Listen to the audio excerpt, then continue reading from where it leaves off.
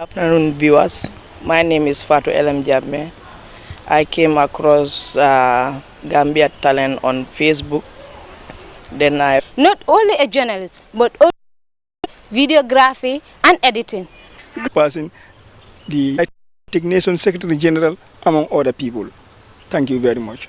Hello, I am Khadija Swane, a new intern at Gambia Talents TV. I am studying journalism, but I don't only stop at journalism. I do videographic, photographic, and so many things. In Gambia Talent here is a different case like other media houses. When you come in Gambian Talents and you are willing to do journalism, that's an example, they will give you many things. That is like photographic, videographic, marketing, and other stuffs. Hello viewers, it's Nyomi Jara. I am part of the fourth batch that program, and I was lucky to part of the program. And right now I'm doing graphic design. Right now the experience, I learned a lot on video. Their ordeal, there should be a space to promote healing, accountability, and the non-recurrence of such heinous crimes. It should never be a space to blame, stigmatize, or harass victims. As Gambians, we have a collective responsibility to end sexual and gender-based violence. These victims are our mothers, fathers, daughters, sisters, sons, and brothers. The Commission will not allow survivors of sexual violence to be re-victimized through the TRRC process simply because they have been courageous enough to break their culture of silence in the Gambia and speak out against these such horrific violations. We should applaud and support them. If such harassment and intimidation of victims of sexual violence persist, the Commission may resort to frequent use of in-camera hearings, closed summer sessions, summer hearings, as provided or stipulated in Section 16(4)(b) of the TRRC Act 2017 as a witness protection measure to safeguard the security and well-being, to safeguard their security and well-being. Where necessary, the Commission will not hesitate to take appropriate measures against anyone who threatens or interferes with a witness in violation of Section 36 of the TRRC Act 2017, as that constitutes a criminal offense. Therefore, the Commission urges members of the public to be empathetic, and supportive of victims of sexual violence and desist from harassing and intimidating these courageous individuals. That's the end of the statement. We will resume our proceedings tomorrow, 10 o'clock in the morning. Meeting is adjourned. Thank you all very much. Thank you.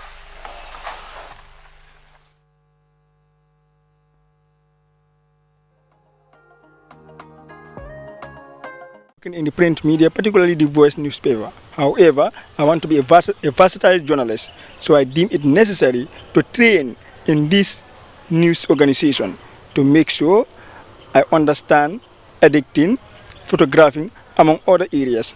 This will enable me to have an interview with key people in the Gambia and the entire world, such as the President, the AU chairperson, the United Nations Secretary General, among other people. Thank you very much. Hello, I am Khadija Swane, a new intern at Gambia Talents TV. I am studying journalism, but I don't only stop at journalism.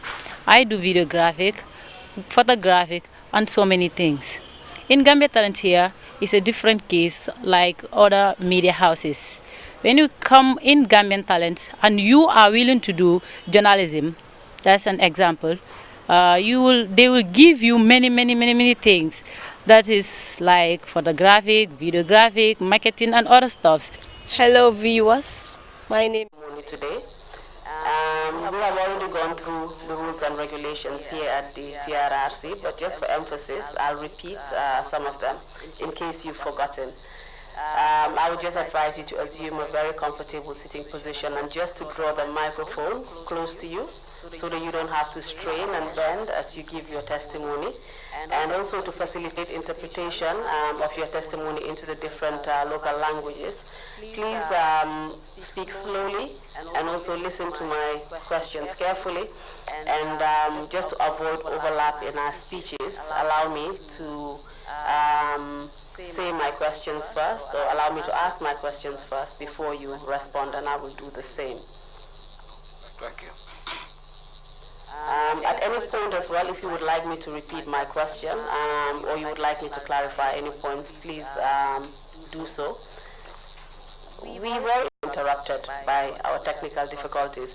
Just so that we can understand more clearly, I will just ask you perhaps just to give us what the definition of fistula is before we move on, please. Fistula, for a layman to understand, is an opening between the bladder and the vagina, and also between the vagina and the rectum. It may occur as a result of difficult labor or obstructed labor. It may also occur as a result of long-term complication of FGM, which may lead to obstructed labor, or gang rape, as I mentioned last time, that raped a victim. At the same time, you introduce an object into the vagina, causing injury to the bladder, whereby a woman will be leaking urine continuously without control. You've said that it's an opening between the rectum and the vagina, and you've already said also that some of the causes or symptoms would be leakage of urine through the vagina. Apart from leakage of urine, would there be any other excreta that is excreted from the vagina? Yes, feces, of course. If there is a hole between the vagina and the rectum, there will be feces leaking through the vagina. Thank you very much. We will then proceed to your to the point at which your testimony was interrupted. You were explaining about the one-stop center, and you had explained about all the different steps and the different procedure. You talked about the legal perspective as well as the psychosocial aspect of the one-stop center, and you were explaining about the medical aspect when your testimony basically was disrupted. Can you just continue from there and tell us what the medical aspect of the one-stop center is, please? Yes, one-stop center is about 3 services under one unit. That is the service of the medical personnel, there are the nurses and the doctors, and also the service of the social worker, and then the service of the legal experts, that is the lawyers or the counsel, I will call it. For medical doctors and the nurses is to give medical services. In the sense, you take the history when you receive these GBV cases at your facility, take history, examine the victim, send for any investigations, like if they are more than 12 years, you send them for pregnancy test. If there is, your history is pointing toward rape or defilement or whatever form of GBV, then you send them for pregnancy test, scanning sometimes if necessary, and then also certain tests like HIV, and then also hepatitis test. The reason for doing these tests is we want to confirm first, prior to this incident, whether the victim is pregnant or had an infection, or yes, and that will tell us so that we separate the two. So, because at the end of the day, you have to write a medical report after giving the medication, after examining the patient. You have to give medication to these victims. And then also the report has to be written, and this report has to go to the police station. They sometimes have to file it to the court so that you separate the two. The prior incident and the incident of the rape itself, what come after that. Usually we give them 3 months interval. If everything is negative, is normal, we call it, because if you look at a window period for HIV and maybe 3 months. So So we allow them to come 3 months after to check them again. If they happen to get positive, whether it's pregnancy or whether it's hepatitis or whether it is HIV, then we will relate to the rape or the domestic violence or the sexual violence that occur. Dr. Daffeh, just please draw the microphone closer to you and just pull it down a little bit. Thank you. So that we can hear you properly. Thank you. I think you've just given us the steps that you would normally follow as a medical profession in the case of rape. Is that correct? Yes, Council. Yes. Do you receive any other kinds of sexual violence cases at the hospital apart from rape? Yes, apart from rape, defilement, domestic violence like wife battering, especially pregnant women, we have seen a lot. FGM is another form of violence that we have seen, which in my experience led to the death of a child that I experienced, unfortunately. Kidnapping, and then Let's just go back to FGM. You were explaining about the example of the death of a child. Just tell us more about that before you move on. Yes, I think it's 2015. It's a child that was less than 1 year, was reported with the family members. Apparently, they said the child underwent circumcision. I was on duty on that day. And when I saw the child, I examined, but that time the child was motionless, and then all the vitals were annealed, the peripheries were cold. So, and it was paper white. Paper white, what I mean is you look at the conjunctiva of the child, means he has lost blood significantly.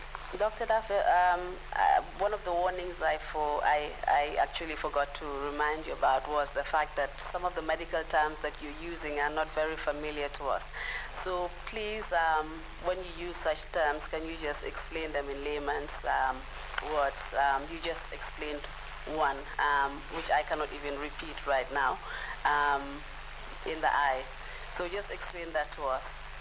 There were conjunctiva, that is you That's open right. the eyes and see, and then if the patient or the victim is pale, then it will tell you. That's a clinical findings, medical will understand.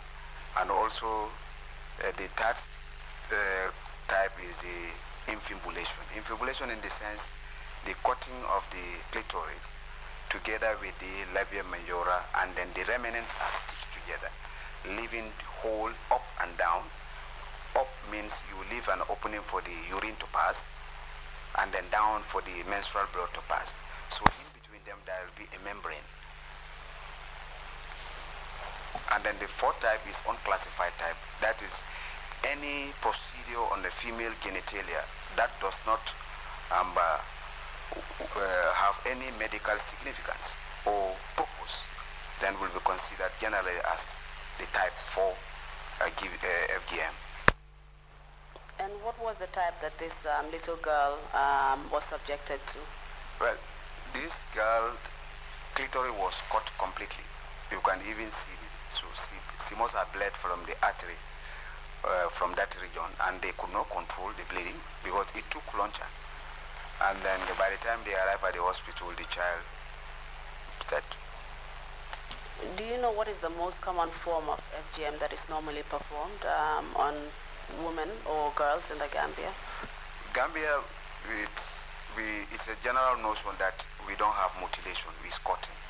But my clinical practice will told me that, well, my clinical experience, I've seen women who are completely sealed. You can even see the labia minor together with the clitoris is cut, creating a scar, and sometimes there is only a little hole. I've did so many procedures for women during Ramadan. Your Ramadan is the month that women normally get married. You have the highest percentage of marriage usually in the month of Ramadan or prior to Ramadan. Your people wanted to, especially those who are not married to. But you can realize that women will get, the girls will get married, go to their husband, they cannot penetrate them. So they have to come back to the hospital. Some will eventually go back to the traditional way of removal, but that's very dangerous. So they will usually come to the hospital and then we will take to the theater. You have to put them on the general anesthesia again because it's painful. And then you have to either use forceful dilatation or you have to use an instrument to open to make sure that the woman continue with this sexual relation with the husband. So basically, the woman would have to go through a procedure where the vagina would then have to be cut. Basically, it would be like going through the process of circumcision again. Yes, I did that on many occasions because the circumcision was so bad that the man can never penetrate. In certain scenarios, I've seen also the woman got pregnant because the hole was small. There is a sexual contact. A mere contamination of the hand can make a woman pregnant. I always tell people this. So on 2-3 occasions I've seen they got pregnant, and what we did was during labor. You are in labor but the baby cannot come out. If you are lucky to find yourself in a setting where there are doctors who can operate, can do the procedure and open. Either you opened when the woman is fully dilated, that is during the labor, or you can take to the theater, operate, remove the baby and open the woman again. So it will be double procedure. You do the cesarean section at the same time also you open the vagina, so that afterwards can continue with her sexual life. And would you say that this infibulation procedure would be one of the most severe forms of female circumcision or FGM? Certainly.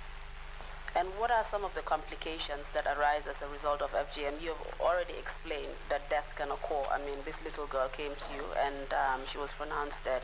Can you tell us what other complications that can occur? You also mentioned fistula. Perhaps you can explain more in detail or give us other forms of complications. The complication of FGM and then the rape in general will have immediate and the long-term complications. The immediate complication will be, first, as I mentioned, there will be physical injury, there will be pain, there will be bleeding, and that bleeding, if not controlled, you go into hypovolemic shock, and sometimes can lead to death if you don't arrive at the hospital on time. However, we can have other complications like urinary retention when it comes to FGM, that the female genital mutilation or cutting. Urinary retention can be one of the complications immediate. We can also have infection, can be also one of the, because most of the time these are not done under sterile procedures. They can use any materials, and then through that you can catch infections. For FGM, those could be the short immediate complication, but the long term are many. The keloid, the scar, the cyst on the vulva can be a complication. Keloid means scar. It's a medical term we use. Cyst means is the swelling in the vulva containing a pus. Pus is data in local field in Mandinka. And then also they can have what we call sexual dysfunctions. This is one that they can have what we call pelvic pain and then all sort of things. Thank you very much, Doctor. From what you have said, FGM or female genital mutilation, otherwise known as female genital mutilation or female circumcision, is a very serious form of sexual violence, and it can cause some serious health complications, including death. Yes, Counsel. Okay, can we just move on to perhaps other forms of sexual violence that you have experienced working on such cases? Yes. Apart from rape, FGM, you have defilement and also wife battery or assault or physical violence against women, especially pregnant women, is so common. I've received few cases, and sometimes also during my antenatal service, that is the clinic for the pregnant woman, which I run every Thursday. Sometimes with the conversation with women, you can detect the violence happening in the house. And on many occasions, I think about 3-4 times, we called some of the victims who were involved and called their partners to come to the hospital, and we advised to help woman carry the pregnancy. because the pregnancy belongs to all of them.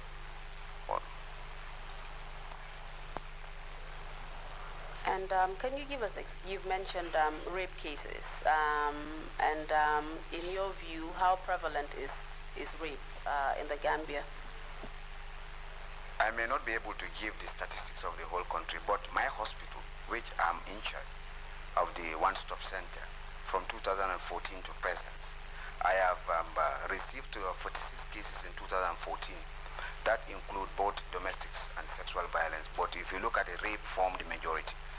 Rape is always more than the 50% of what you registered yearly. Or rape will comprise also the attempted rape. Sometimes it's not only but attempted one, so we book them under the same category. My apologies, please continue. Yes.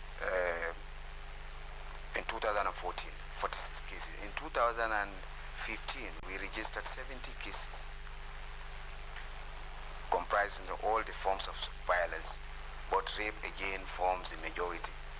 And then in 2016, it went up to 94. That's my hospital. And the same rape formed the majority, and the people affected, or the girls affected, or female affected, are mostly between the age of 5 or sometimes even less to 12 years, and also between 13 to 30 years usually. That's where you have a bulk of the people who are victims affected. So not only is rape the most prevalent form of sexual violence, but it's actually on the increase according to your statistics. Yes. Do you have any, do you have these statistics with you that you mentioned? Yes, I have the statistics with me. Do you have a copy of it? Yes. Can we take a look at it?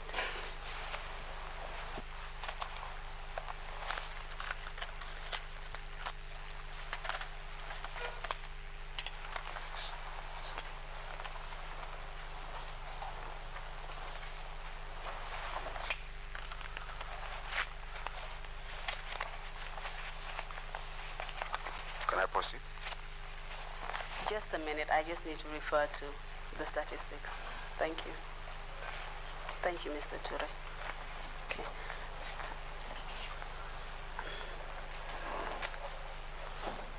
This is the statistics, NGBV data, Kanifing General Hospital. These are the statistics that you were referring to just now in your testimony. Yes. And you already mentioned the fact that it has been disaggregated according to age of victims, the gender, as well as the different types of sexual violence. Is that correct? Yes, Council. Mr. Chairman, we would like to put these statistics of the Kanifing General Hospital. The case that was finally decided in 2019, you can see the gap, and that is shows some defect in our judicial system as far as I'm concerned. I stand to be corrected. This is a child of 11-year-old in Brusubi. According to the family and from my report, has a mental issue, but this mental issue usually comes periodic, not always. And then when it comes as a fly-up, usually will disappear from home. And then she happens to disappear from home and then met this man who invited her to the house. And then stay with her there for about 2-3 days, according to her and the family. And then according to her narration, that the man forcefully slept with her. Maybe it was raped her in the house. So you can see the kidnapping and then also at the same time sexual violence, rape. So the case was reported in 2014. I was new in Kanifing at that time, and we filed it. And then the medical report was subsequently given. We did all our treatment, and then the case was called. I went to High Court to testify. I think that was 2017, and the case was decided in 2019, and the guy was convicted for 15 years. It was a very bad case. This is a girl who already had a mental problem. We know this, the effect of the sexual and domestic violence, they can also go into psychological trauma. So insult upon injury. You rape this girl again, already has another medical condition. You're going to make the condition of this woman worse, or this girl worse rather. That was my experience. The other experience, shortly, I came here last time. This is a girl of about 6-year-old around Yuna. The village is there, but I forgot the name. This girl is a Dara student. In the morning, according to the mom, she usually take them to Dara. But that very day, I don't know, the little baby was sick. So she decided not to go with her, and I told the girl, now you have been going with me. You know the way, so you can go on your own. Unfortunately, this man met up with this girl, physically assaulted her, broke the two teeth, and then they slept with her, and they penetrated her. When we saw, that was shortly before I came here last time, examined the case, it was injury. The hymen was broken completely. You can even see the bleeding coming. And also in the posterior vagina, it was also lacerated. So it was so bad. The police officer who in fact escorted this was crying bitterly because he could not stand it. So you can see how not only the victims can have effect of the sexual violence, but even we as medical doctors and nurses and the police officers, we call it the vicarious trauma or the counter-transference. The effect can transfer to us, because anytime you think about them, it seems sometimes you want to put yourself in their position. Those are the effects that we can also, and I've seen that in that police officer. Probably what she's thinking, this would be her own child or somebody, if this happened to her child. So it was bad. So not only have we seen the physical violence of rape, but also psychological trauma and the psychological effects of rape as well. Do you have any more examples of other forms of cases that you have experienced at Kanifing General Hospital? Yes, high-profile case that I experienced is still ongoing at the court. The case is not decided, but this happened also in 2014. It's 14 girls. They live around Keseri and Kololi. I was running a clinic. That was in March, sorry. And then they were escorted by the Operation Bulldozer. That these girls were usually sexually violated by one man at around Senegambia. And these kids are girls who usually sell around the beach area, the hotel areas, and then this man will eventually invite them, cook for them, but with another intention, do pornography according to their story, also play with their genitalia, with their breasts, and sleep with some of them. And then our findings revealed some of them were sexually active because it was long. They have been going there for a long time. So it could be probably as a result of that, or it could be they were between the age of 12 and then 17, 16, 14 of them. The case is still ongoing, I think, at High Court, because I went there to testify on 2 occasions, but the matter is still not decided. Thank you very much for providing those examples of rape cases that you have experienced. But just in terms of the medical tests that you were explaining previously, you explained different types of tests, hepatitis test, AIDS test, as well as checking on the physical injury or not of the victim. Are there any DNA tests that are conducted here in the Gambia to determine perhaps who the perpetrator of a rape is? Unfortunately, no. In fact, that affects our service. DNA is services in the Gambia, unfortunately not available. And I always emphasize any gathering of GBV or any workshop or any times I meet with lawmakers or the people in the authority is a concern, because the essence is not only to help establish rape, to connect the perpetrator to the crime or the crime scene, but it also helps to vindicate the perpetrator. So it's good for both. So, and I think Most of our cases, when they report, you don't find evidence because there is late reporting. They report late, like more than 72 hours. You may not see the sperm's presence in the vagina sometimes, or you may not even see the injury because already 72 hours has elapsed. And then it's difficult to establish anything that will help the court to establish whether the rape has occurred or not. So, but DNA will help us a lot. And I think it's high time this country also have it, if we want to fight for sexual and domestic violence in this country and the rape. So how does the lack of DNA facilities in the Gambia, how does it affect the prosecution of criminal cases in court for rape? As Counsel, I think you may understand that rape, you have to corroborate it. It's not only a victim's narration of what happened, because usually it happened in a situation where nobody is present, usually. So it's the perpetrator and the victim. They all narrate their story differently. So to connect them, you need something. And what is that thing is the DNA, to look for the evidence that is left by the perpetrator at the scene, or that the perpetrator left on the victim. And that will connect them. And that will help. It's not only here, but outside world, in America, in those days it too happens. People are sent to jail because of rape and they did not commit any crime. And about when the DNA was introduced, it exonerated so many people. So I think here also it will help us to do our job better and also help both the victim and the perpetrator. Because if we are dealing with these people, you have to be neutral and not to be biased. You make sure that the justice is served. You exactly report what you saw, so that at the end of the day the justice is served and the justice is done on behalf of both. I know this is not your area, but do you know what the conviction rate is for rape in the Gambia? Do you know whether it's low or is it high? Well, the convictions, you mean the number of people who are convicted, I'm not sure.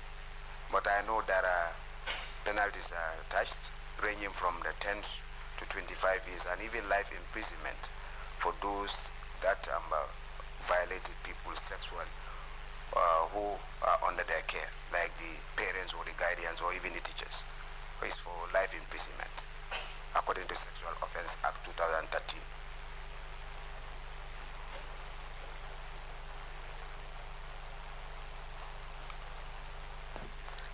Thank you very much. You've already mentioned the lack of DNA evidence in the Gambia, or facilities to test DNA evidence. Do you face any other challenges at the one-stop shop, or or in your role as focal person at Kanifing General Hospital? Just general medical problems that you may have. Yes, we used to face problems like logistics, supplies, but recently we have some supply, but that is whether it's sustainable is a question. Reporting early to the hospital is a challenge for us. We know the culture of our society. The people tend to settle issues at the family level or the community level before they report. Sometimes it is only when the things go out of the hand, then they will proceed to the police, and from the police they will come here. But those are challenges. Those are the supplies, and then also the reporting to our facility.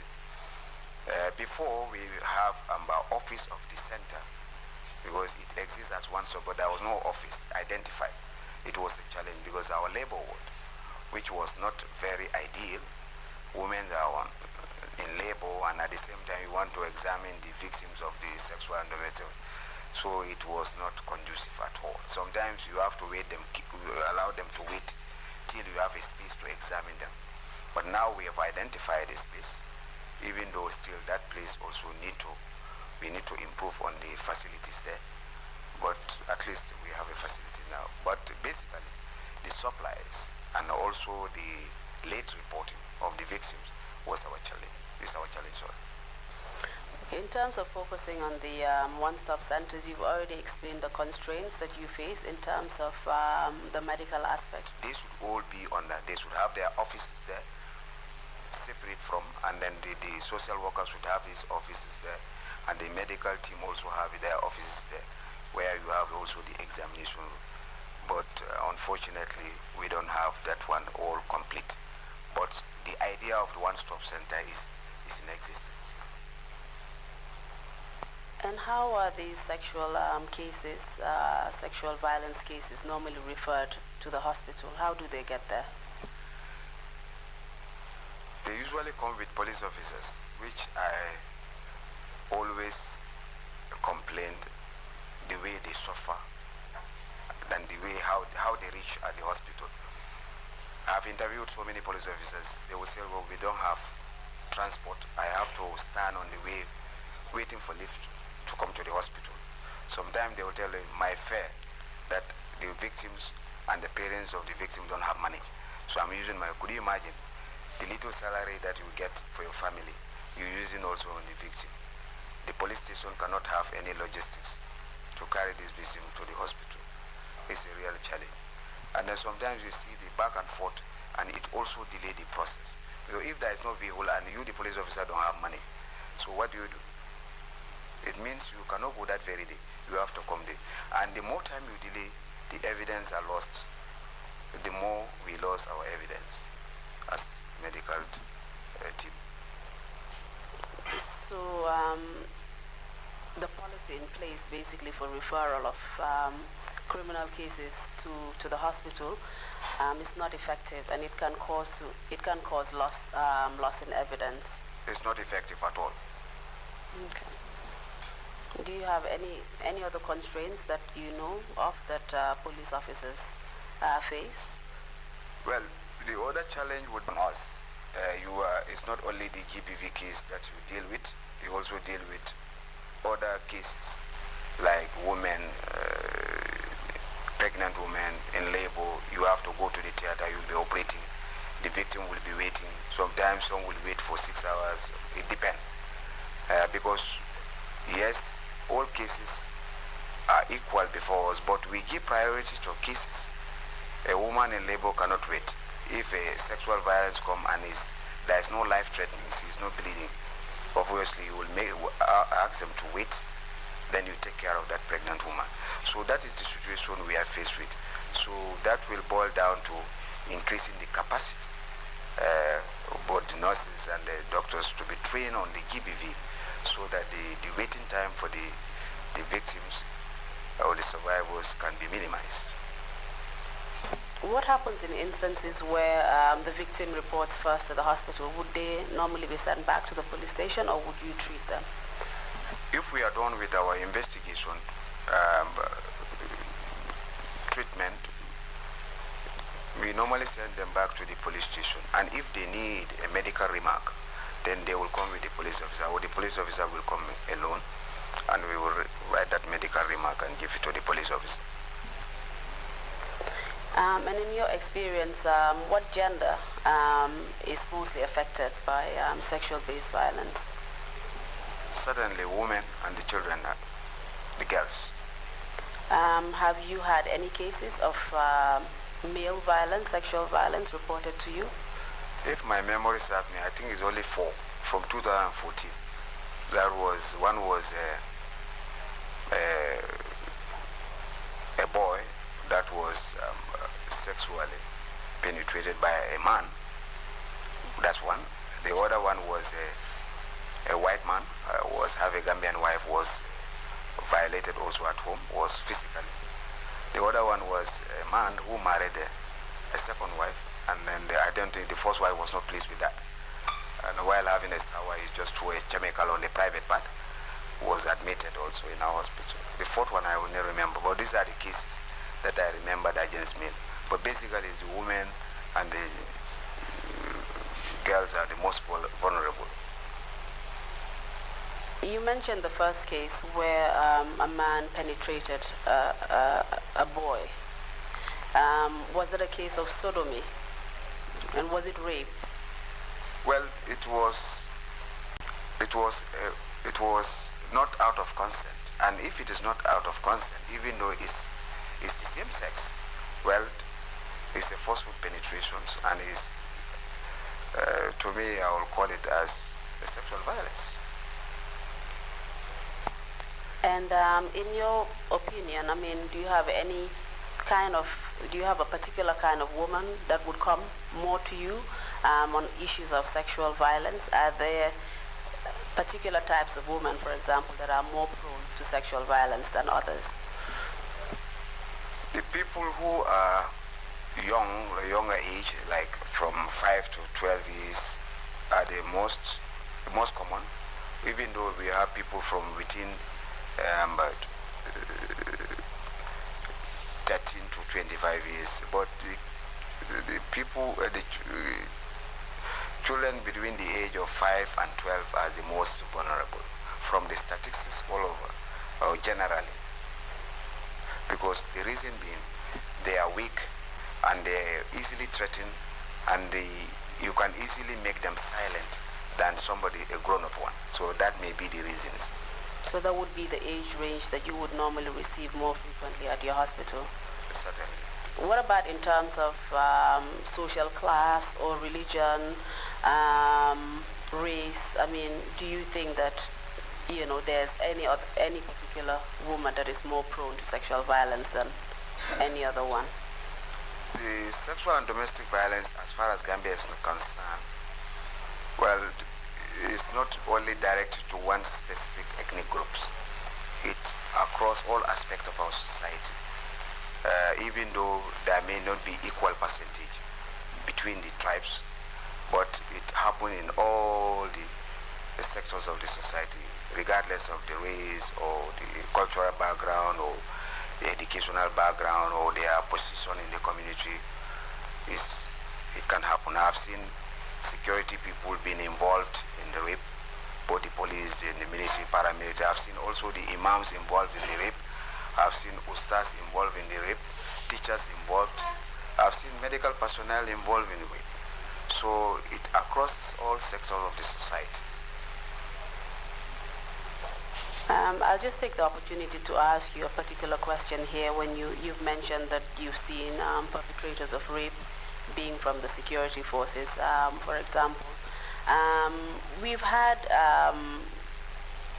some testimony here at the TRRC from victims that may benefit from your medical expertise. So we'll just ask you some questions and see whether or not you're able to assist us with some scenarios. For example, when one loses consciousness whilst in detention and then later finds themselves in hospital, having woken up and bleeding from their private parts, what would you say, in your medical opinion, would be the possible causes of such an incident? Well, that will depend on circumstances, whether you are on confinement or whether you are in prison or you are restrained. Unconscious patient bleeding from the vagina can be caused by many. It could be a normal menses. It could be as a result of trauma. It could be because the woman is pregnant and is by being violated, or maybe out of stress or torture that become miscarriage. Or it could be a medical condition, as I said, a fibroid. Women can have this occasional bleeding. So it depends on the circumstances. But again, the history before that woman or that person is confined will lead you to whether this was as a result of the confinement, or it was after the confinement, or before. That makes them lubricated. That's why it's never painful, but instead enjoyable. And then if that is done on a coercive situation, under coercive situation, usually you can cause injury, because at that time they will be very dry. Psychologically they are not prepared. So those things can be possibility, especially when you are in detention. However, as I mentioned, there are conditions that can also warrant bleeding, and they may be triggered by your confinement, or they may come as because you had this condition before. And the situation of sexual torture which you described would be a situation of rape, is that correct? Yes. And what other symptoms would you be looking for, perhaps on the physical, external features of the body to corroborate a finding of rape in that instance? usually it occurs under coercive circumstance. Coercive circumstance, you have to rule for external injury on the body, either a cut by a knife or sometimes even strangulation, scratches, bruises all over the body, or the clothes that the person is wearing, whether they are torn, whether they are in order. So you do that head-to-toe examination physically, and also the clothes that the woman is wearing to see any injury. So the injury also has their descriptions. Sometimes the way they defend themselves will tell you with a knife that this was a point of defending, maybe so the history will tell you, physical examinations from head to toe, and also of course your vaginal examination will tell you. Thank you very much, doctor. That was very helpful. You've already explained the fact that even though sexual violence is more prevalent amongst women, but you have seen some rare cases of male violence. Have you received perhaps victims who are, let's say, HIV positive, AIDS patients who have also suffered forms of sexual violence before? I have never registered any. It's only one, but that one, the 14 girls I told in 2014, among them one was positive. But when we traced, because the family also, when she was positive, we have to cancel the mother also to test. And we realized that the mother was positive. So probably that could be we can trace where the infection comes from the mom. Because the rest of the other girls, 13, were negative. Yes. But she was a victim of sexual violence, and she was an AIDS patient. Well, that was our finding, incidental finding. It could be. Okay, very well. What about victims from the lesbian, gay, or bisexual, transgender, and intersex community, the LGBTIs as they are commonly known as? I mean, have you had any experience in the Gambia dealing with such victims? We had a training on that, doctors, but it's difficult to trace them because the fear, and usually they don't present themselves.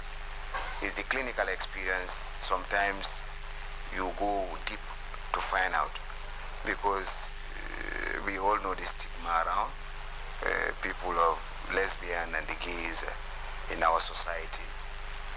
Virtually there is no room for them. So to come out and then openly and tell you as a health personnel is, unless you use your clinical experience to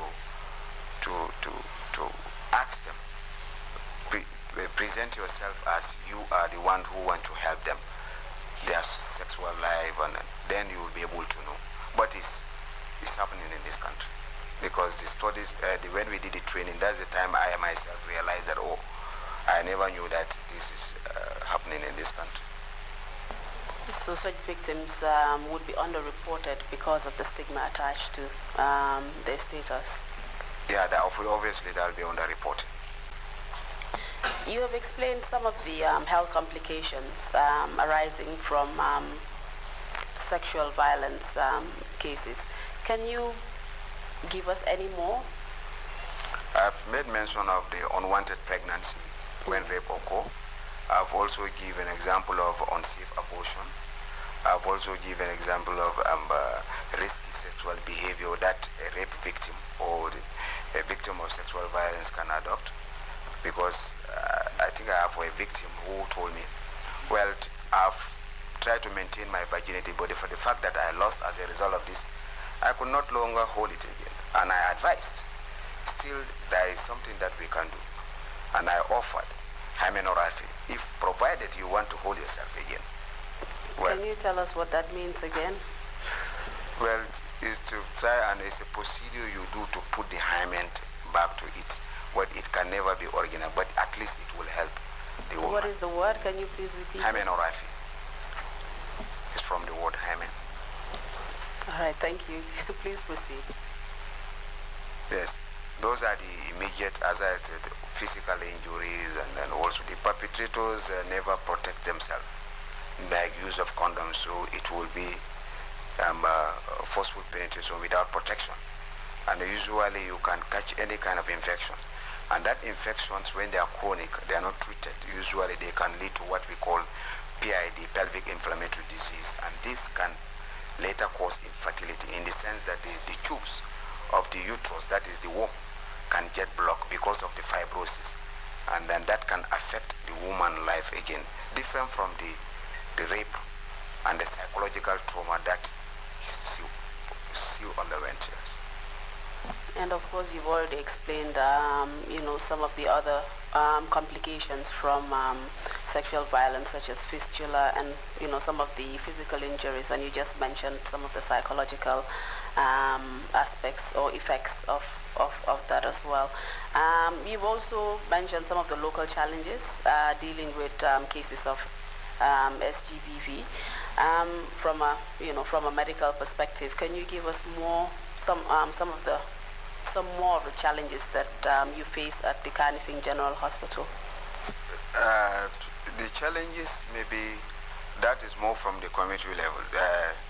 The culture of silence, that people decided to bury the hatchet or put everything under the carpet, not to report, because there you give the room for perpetrators to continue doing, like the case I reported around Yuna, that the information I gathered was the man was fond of doing that, and I asked, since when?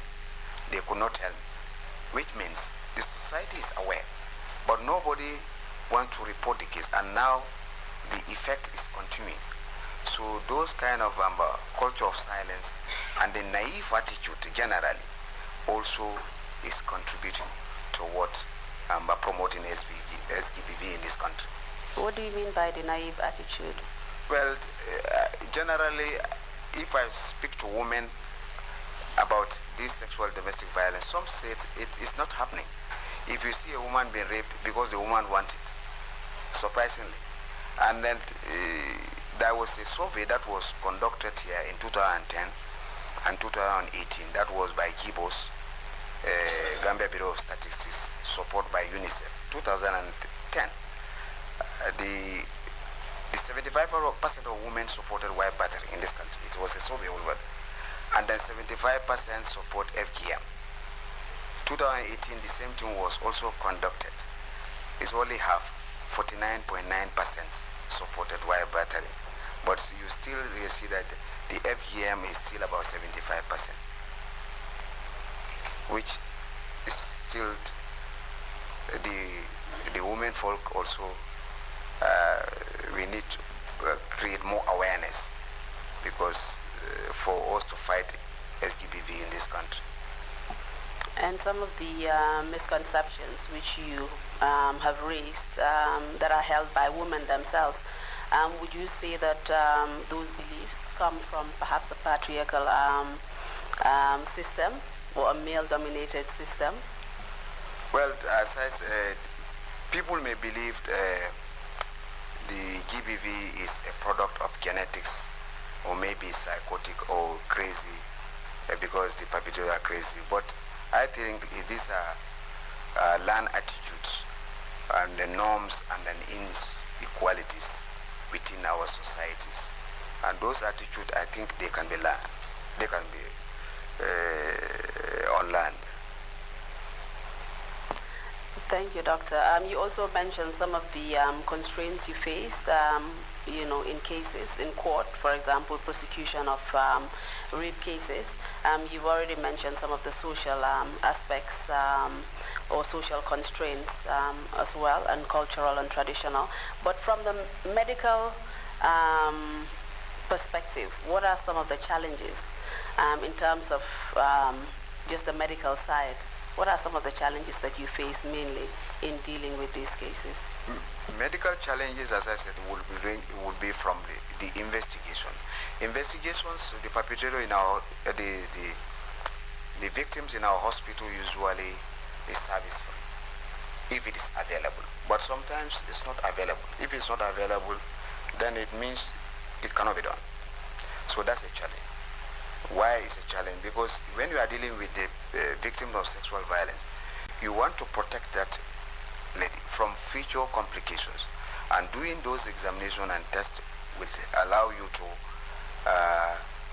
that person. Like we give PEP at the hospital. PEP, you have to know the status before you give.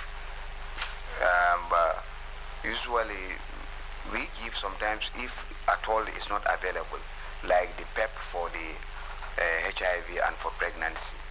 But it would be wise to have those investigations readily available at the hospital.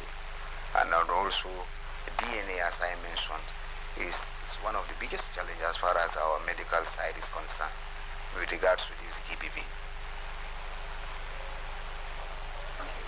You've already provided some medical statistics also on sexual violence cases from Kanifing General Hospital.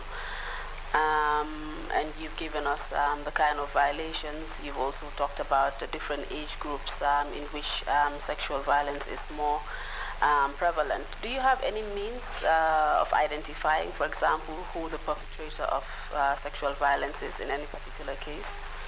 That's a challenge. Usually in our history we will ask, who is the perpetrator? Is it a family member? Is it closer to you? Is it within the same community? But when the victim comes to the hospital, already the perpetrator is at large or is with the police. In fact, in our register, we have a column where the perpetrator's details should be taken, so that we also examine them too and then find out what kind of infection they have. But again, if you want to test somebody's status, you have to ask the consent. So you see, our hands are tied sometimes. So I don't know what will happen. I think we need to look into our laws and see. With regards to the sexual violence, especially rape, I think the medical staff should be empowered in our laws to make sure that the perpetrators are tested, because those sexual activity is never protected. No condom was used, and then the woman can get infection through that, different from the trauma and the pain she went through.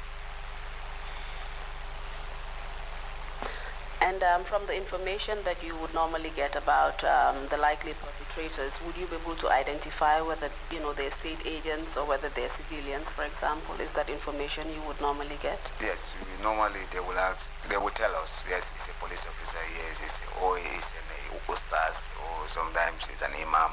Of course, we will do acts and they will tell us, but we will never set an eye on the perpetrator. Usually they are at the police station. So, for example, what would be the proportion of state agents who have committed rape? That's a challenge. The culture of silence and the reporting is. And you've given us a lot of challenges, a lot of constraints, a lot of problems in the system dealing with sexual violence cases. Do you have any recommendations on how to handle such cases in the future from your medical perspective? Yeah, the recommendation I want to give, first of all, to run an office that will be responsible for sexual and domestic violence in any country, funding is fundamental. If you look at Network Against Gender-Based Violence, it's private government thing, and then they supported by, then it was a Finnish foreign ministry, and now it's Action Aid the Gambia. I think the government need to take the ownership of this program, and then they fund it well, train people well, sensitize the population to make sure we reduce or even, if possible, eradicate sexual and domestic violence in this country. But without their commitment, the political will and commitment and support, then it will be very difficult. My experience is telling me that it's more of lip service than people. I think our actions should be more than our talking.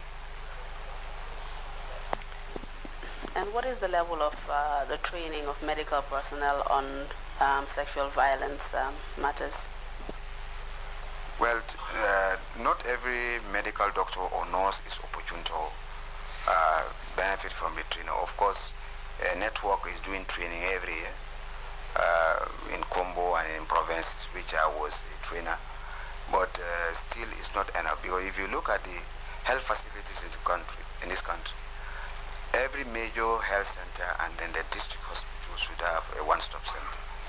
And for you to operate one-stop center in those facilities, you must train people, because dealing with GBV cases is different from dealing with other ordinary patients. Their issues are many. Their right has been violated. They were physically violated. They are also in pain, and they are thinking about the long-term complications, and they are thinking about the future of their life, because what next will happen. So dealing with them, you need to undergo training. And apart from the activities of the network, you know, especially on the one-stop centers, does government provide any kind of facility for victims of sexual violence in the Gambia? Well, usually we use SOS, but I don't think that is government owned. But government should have a center for the victims, fully funded. They should have. And you're saying that they don't have? Well, no. So that responsibility has been shifted to the network against gender-based violence? Yeah, network work with SOS, yes. Any victim that need a psychosocial counseling and need to be separated, sometimes they will send them there. And who do you think is responsible for victims of sexual violence in the Gambia? Is it a civil society organization, or is it government? The network partner with a civil society group, Action Aid the Gambia, to fight against sexual and domestic violence. So we have stakeholders who are also part and parcel of this fight against sexual and domestic violence in the Gambia. Of course, the civil society were also at forefront.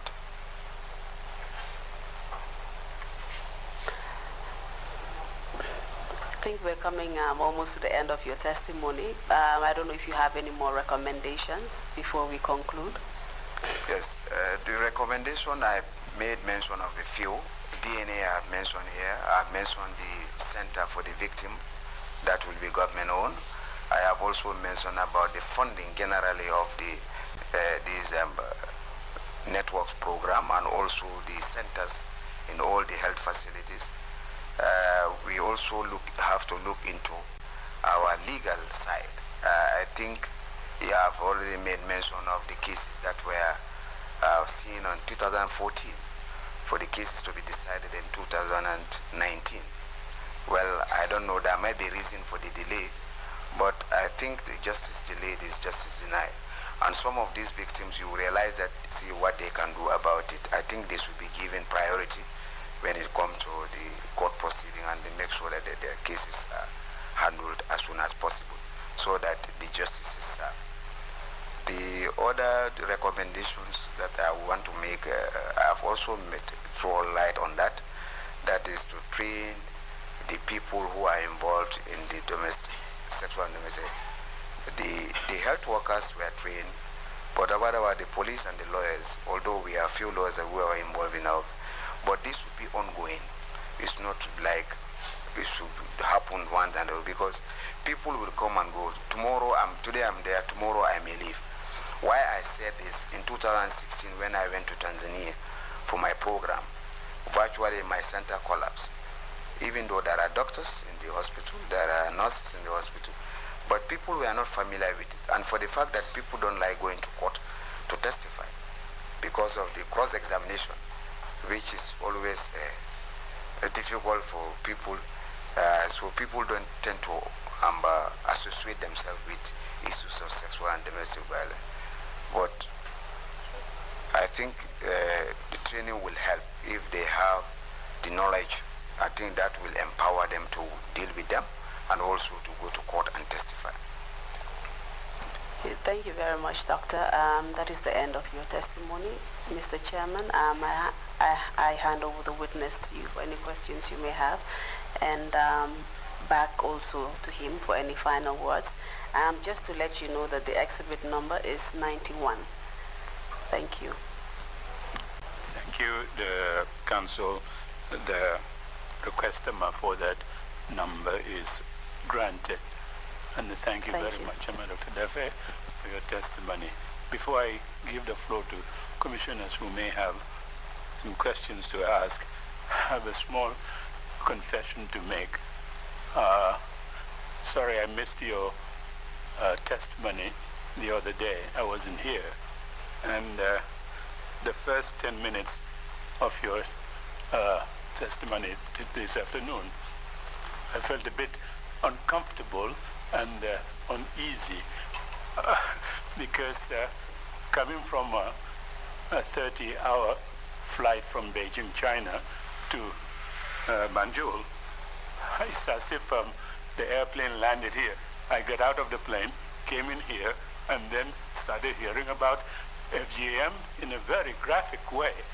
It was that part that thinking that is a very conservative society and culture, to hear that graphic explanation, which I think is excellent in a society like this.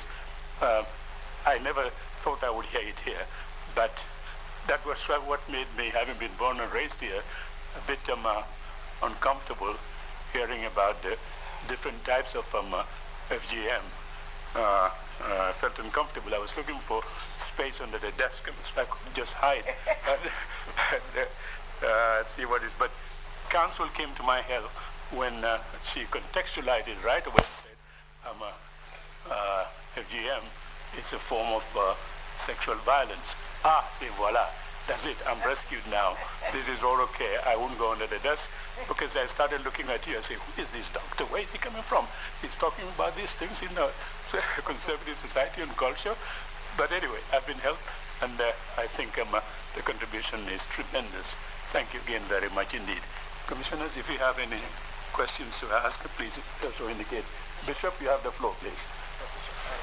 Thank you, Chairman. Dr. Daffeh, I think you mentioned about a little girl of about 6. That was this FGM thing was performed on her, and there was a complication. By the time they brought her to the hospital, she passed away. Was it the 6-year-old or? It's less than 1 year. Less than 1 year. Less than 1 year? Yes. Okay. Actually, my question is, what happened to the person or persons who performed the circumcision on her? Yes, unfortunately, as I told you earlier on, that we have a society, this culture of silence and also to negotiate things at the family level. Unfortunately, this girl was circumcised by the grandmother. The whole family came, and I insisted that the matter be reported to the police stations, and then we'll open a file, and that something should be done about it. People were on their knees, and then it happened to a point that the old woman is not even healthy from them. If we send to prison or you take that woman to police stations, you may cause another problem. And then it was a difficult situation. The family members who should even go forward with the case are telling you that, well, if you should proceed this case to the police stations, then it means the problem will come back. You may, but even that one, it is not proper. It's violating the right of a woman or a girl. So that's how it is, but we file it. Commissioner. Yes. Thank you. Deputy, you have the floor, please. Thank you very much, Doctor. You have helped us in making recommendations. This is what we are required to do. Recommendations that include initiatives on human rights and peace building for children. Your testimony has given us a picture of a country where children between the ages of 5 to 12 are at risk. Your colleague before you from sexual gender-based violence. Your colleague before you, Hadi Mboj Baro, also gave a very excellent testimony, just like yours, on the risks that children face in this country and ended up by asking, are we living in a country of pedophiles? As a country, we are committed. We should be. What you have said shows that we are not committed to protecting children, to provide safety and security for them. So children are not safe. They are not secure. They are not protected. Will those children be at peace? This child that you have just described, the 6-year-old, who was violently violated, her sexual reproductive health rights were violated. Physically, she was violated to the extent she lost her teeth. I'm sure she's suffering psychologically. The family must be going through very difficult times. From your explanation, it seems like it was an outsider who did it, but the people within the community knew that it was an outsider who did it. But at the same time, the gatekeepers who are supposed to protect the children, the teachers, the religious leaders, parents in the homes, are all violating the rights of these children. I have taken note of your recommendations. I've added one, of course, which is the resources for the, for the security services to be able to take the victims to the hospital on time. But I think we really, as a society, should take this business of sexual, gender-based violence very seriously. Because every day, you see young girls and boys going to and from school in the morning, in the evening, and all these children are at risk. I just wanted to make that comment, Doctor, and to thank you very much for this excellent afternoon. Thank you. Thank you very much, my Deputy. If there are no further questions, Dr. Daffeh, do you have any concluding remarks to make? If you do, please proceed to make them now. Yes, I want to thank the commissioners, the council, the team, for giving me this opportunity to be here today to speak to the whole nation and the world at large. The magnitude of the sexual and domestic violence in this country is deeply honored, and I also want to seize this opportunity to thank my team, the network office, the police whom I work with, and then my nurses, the doctors who are involved in the sexual and domestic violence in this country. I have few remarks to make. In our society, I think we need to wake up, in the sense we need to know what we want as a society. I believe that women and children are the most vulnerable when it comes to SGBV in the Gambia and the whole world at large. We need to protect them. How do we protect them? If we protect these people, we protect the whole society. If they are not protected, then the society is not protected. I don't believe that any family head will sit at home when your family, your wives and your children are in danger. I don't think so. So we need to empower them and protect them. Again, we need to look at how to tackle this SGBV from grassroots. For me, I believe we have a problems at our schools. In the sense, the curriculum. I used to remember that a curriculum that were taught in schools, family life educations, it educates the young girls how to take care of their virginity, how to be careful when it comes to sexual activity. It also gives them a picture of what to have in consequence if you do A, B, and C. So it's a curriculum that I think it should be reintroduced for the younger generation, especially girls in schools, to educate them, to make them aware, because they are the most vulnerable. Again, there is another curriculum that is absent again, civic. It makes people an upright members in the society, make them responsible. It's also absent. It imposes on you, or it gives you that sense of nationalism. If there is no sense of nationalism for any citizens, always there will be problem. And that's what Gambia we have gone through. The sense of nationalism, as far as this country is concerned, is zero. We only think about ourselves, and that's not helping. It's high time that we love this country. It's high time that we speak the truth, and it's high time that we work together to make sure that we eradicate the sexual and domestic violence in this country. It's doable. It's not only a lip service, but our actions, as I said, speaks louder than our voice. In that way, we will move forward. If not, then this issue of sexual and domestic violence will continue to perpetrate in our society. From the 2014 to 2019, if you look at my statistics, it's always on increase. It may be due to people are coming forward because we are now a democratic society. People are now not afraid to come forward to report the cases, but yet still, if the trend is going like that, I'm afraid it's not helping us and doesn't tell well for our society. So we should come together and then help women and children of this country. If they are healthy, I think the society will be healthy. If they are empowered, the whole society is empowered. So it's our responsibility.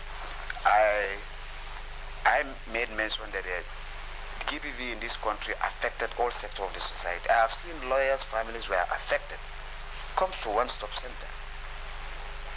They are legal practitioners because their family members are affected by this MS. So it's not like when you are the minister, or you are the imam, or you are the lawyer, you cannot be affected. By the way, all our kids go to school. And then when they are at school, or when they are coming home, sometimes we are not with them.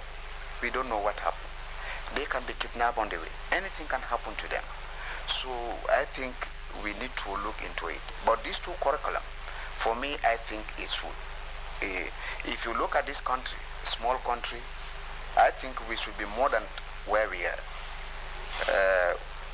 The saddest thing is Gambians, unfortunately, we don't learn lesson. I'm sorry to go backward, but if you look at it, 1981, we never learned lesson. 94, we never learned lessons. And 2016, I thought we would learn lesson, but I don't think so. Because if you look at the attitude of the people generally, I don't see any sense of nationalism. And if that fails, then they will go into anarchy, go into chaos, which is not good for this country. This country got its independence together with Singapore, so that we make a better society. That's what I have for this commission. Thank you very much indeed, Dr. Daffeh, for those very, very wise words. The third triplet, Gambia, Singapore, was the Maldives. On the 21st of September 1965, all three were admitted as members of the United Nations. The other two have left us behind. Singapore, as you said correctly, is something that perhaps we need to think very much about, why we have been left behind.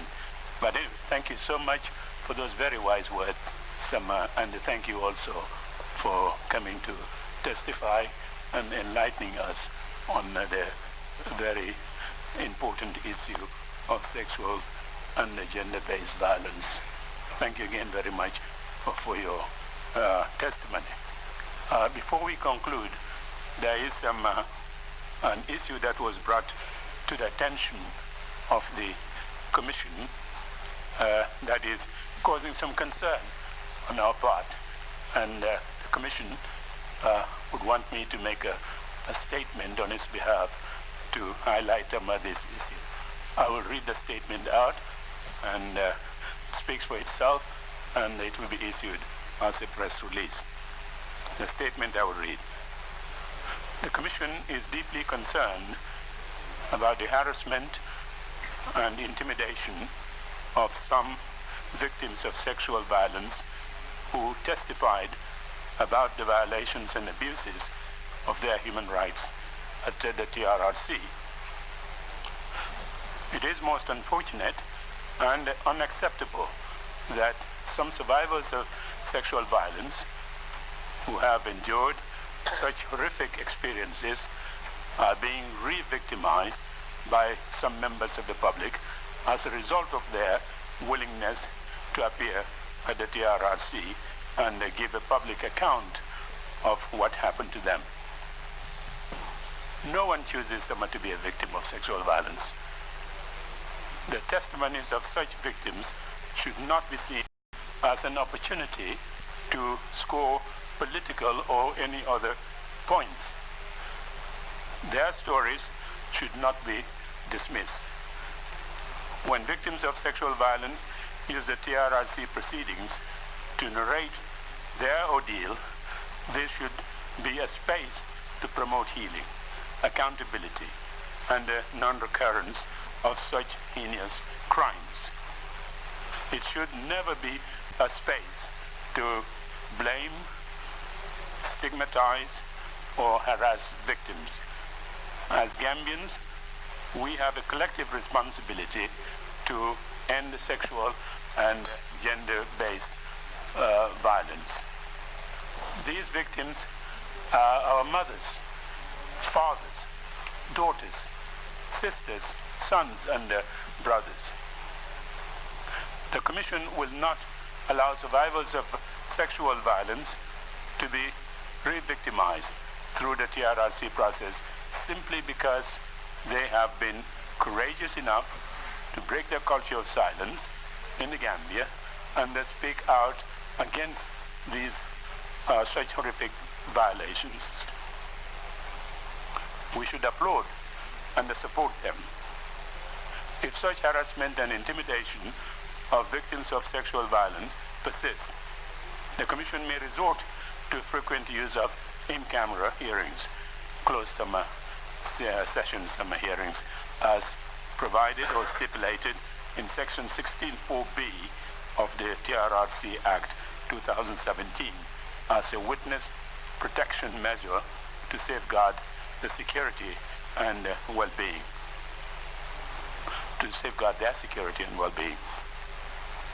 Where necessary, the Commission will not hesitate to take appropriate measures against anyone who threatens or interferes with a witness in violation of Section 36 of the TRRC Act 2017, as that constitutes a criminal offense.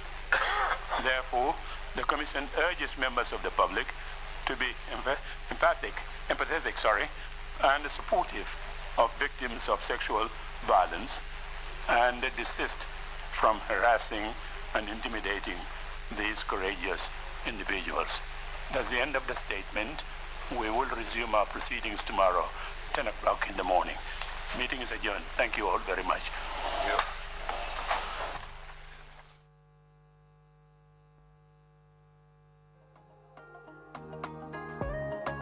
Good afternoon, viewers. My name is Fatou Elem Jamme. I came across Gambia talent on Facebook.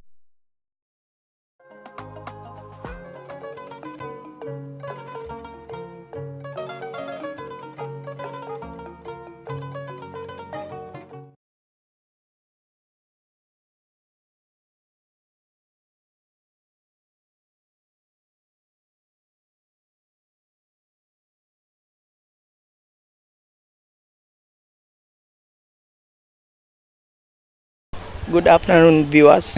My name is Fatou Elem Jamme. I came across Gambia talent on Facebook.